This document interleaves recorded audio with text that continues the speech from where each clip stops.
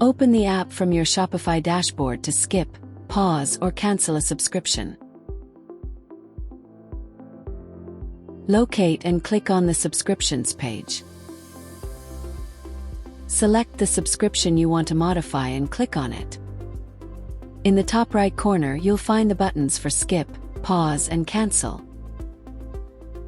Simply click the appropriate button to skip, pause, or cancel the subscription as needed.